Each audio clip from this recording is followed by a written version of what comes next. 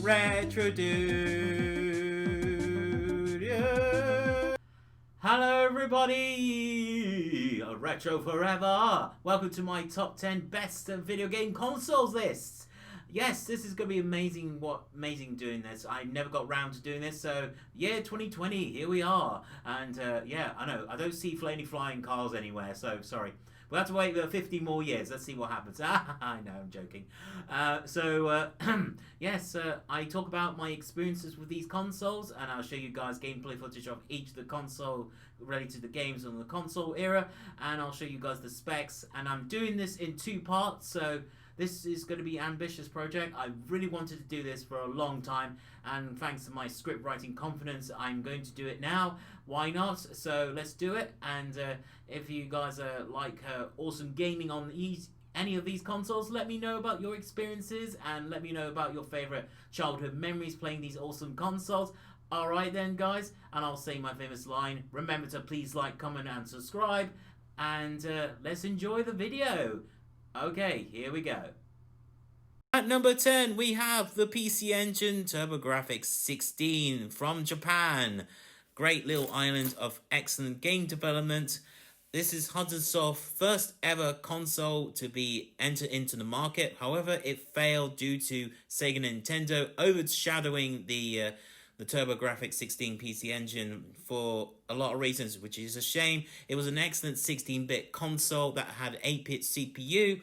The units were sold, 5.8 million, which is very, very poor for that, and that's why it's so expensive to collect for, especially these little credit card size Hue cards, which are very tiny and they can hold a cool amount of data. The games were fantastic for me. I'll tell you the games that I absolutely adore. Operation Wolf was a fantastic arcade port on the PC Engine.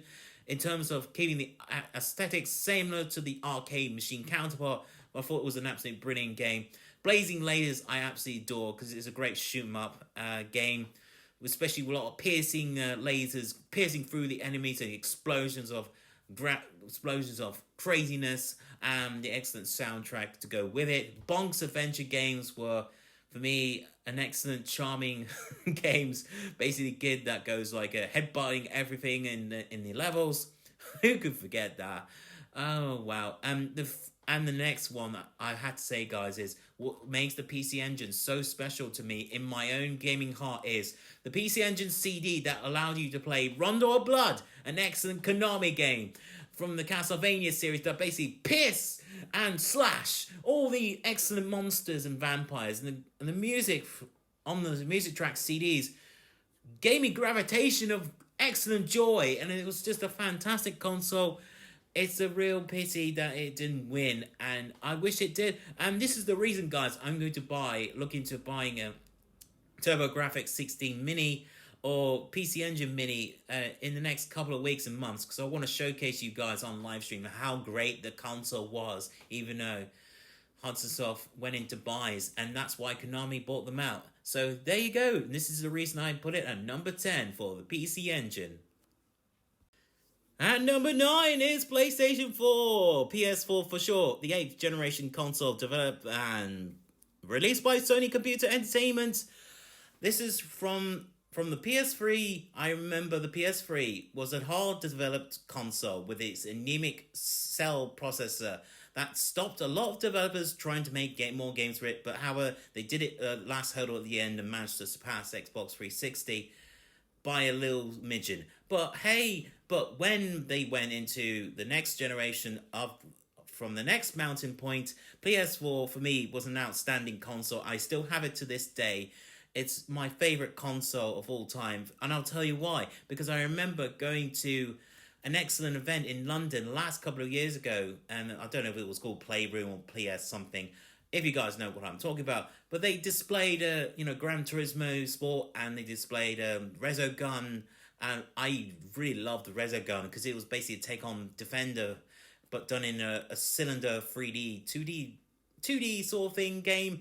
It was amazing. I like the fact that this console has learned its mistakes from the past generation. It was an excellent console that had 1.4 teraflops of AMD Jaguar CPU, and it was an x86 friendly as well. X86, sorry, architecture friendly as well for all developers. Jumped on board, and that's why they had more games pumping out every single months, weeks of the year, and they have surpassed their goals. They sold over 100 billion, and it's still going up to this day. I'm not gonna get the numbers for you, but you can find out for yourself. And it supports HDR10, which is an excellent thing for the original PS4. So if you have a 4K TV, it will enable HDR. Uh, well, which is not obviously 4K, but it is, when you get the next PS5, it will definitely do 4K easily. Yeah, what I love about this console, guys, is the amazing first party games, especially God of War. I was so impressed of seeing E3 footage of God of War and seeing Kratos with his son, battling these awesome Greek mythology dudes and creatures and all that stuff. And it was just so amazing. And Spider-Man, for me, was the greatest thing that ever happened to the PS4. The fact you can traverse through the buildings and swing through, take out the bad guys, and do these awesome side quests that really made you feel like Spider-Man, for me, made me grin with joy. And I adore this console for a lot of reasons, and that's why it deserves to be at number 9.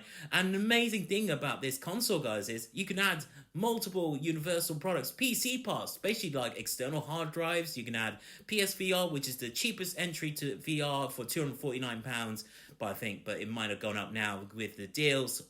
Don't quote me on that.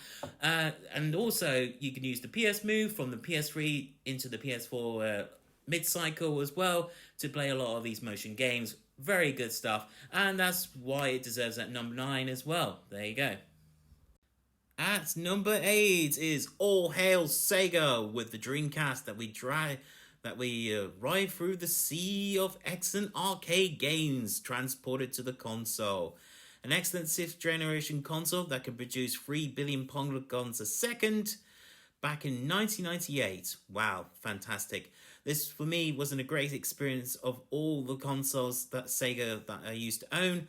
Dreamcast drew me into this excellent naming of the console. I like the fact it's sort of, you can dream, multiple realities and dream of excellent games, dream of beautiful graphics, dream of excellent gameplay with the weirdest controller I ever seen. Do you know, if you turn it upside down, it looks like a devil. How weird is that? This console was very unique at the time because it was also built with a Windows CE partnership as well. So it will be easy to make games on the system for the Windows transport to the Sega's realm of making other games as well onto the system. And it also feature a unique VMU unit, that's virtual memory unit, that's sort of like similar to the PlayStation Pocket, that they were taking the concept idea and then putting into this console. You could basically play little games on the go with the D-pad and the 2 buttons, which were very cool. And it had a unique little animation of a quirkiness and cuteness overload that you could ever see. For me, the home markship was what was really good about this console for me, especially, is great Sonic Adventure games 1 and 2.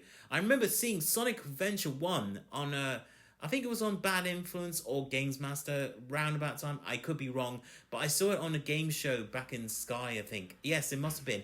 And I saw how blistering fast that Sonic was surpassing the killer whale in the first level. I thought it was an absolutely amazing feast of my excitement and seeing Sonic, my hero, into going more from 2D to 3D type of gameplay, and it was just fantastic, guys. And also, I remember playing Crazy Taxi a lot in the arcades, and I said, I wish there was an home port of it, and my dream came true. See, like the Dreamcast, my dream came true. There was a home arcade port of the actual Crazy Taxi, and it still had off screen going like yeah, of course. Who remembers that? I remember, annoying the customers doing these weird square little drift jumps, and I remember they had like a little tutorial sandbox mode which you had to do these challenges in a certain amount of time. I could never complete them, but the everlasting gameplay of these awesome games. Yeah, and the only disadvantage with this console, I will mention this right now, is the loading is loud. It's like it goes meh meh meh meh, It's very similar to like the Wii's loading sound. It is terrible as well. especially with the dry belts, need to be oiled once in a while. Yes, and it's a shame. This is Sega's final console before they demised and just basically went into partnering up with Nintendo and all those other companies, which is a real shame because you know, I do have a dream. I will love a Sega Dreamcast too, but I don't think our dreams are going to happen though anytime soon. So for me, this deserves it at number 8 for the Sega Dreamcast. Thank you guys. And number 7 is the N64 from Nintendo, an excellent console from 1996. Wow, and the original project name was Project Reality, also codenamed Ultra 64. That was original concept, the code name that they were using for the Killer Instinct games from the arcades, and they remixed it, reprogrammed it into the birth of this new console as you see before you. An excellent console for me. Oh man, so many experiences. I remember playing this at my old college days back in the up north in Sunderland, and I used to play a lot of N64 games because they were so uniquely charming for kids and adults alike. They were for excellent simplicity in gameplay. The graphics were not that powerful, but this is the beauty of Nintendo's philosophy. Their key philosophy is gameplay over graphics, and this is what I adore about this company. They know how games should function in this day and age. They know how, you don't have to make it the super high-end graphics to enjoy your games.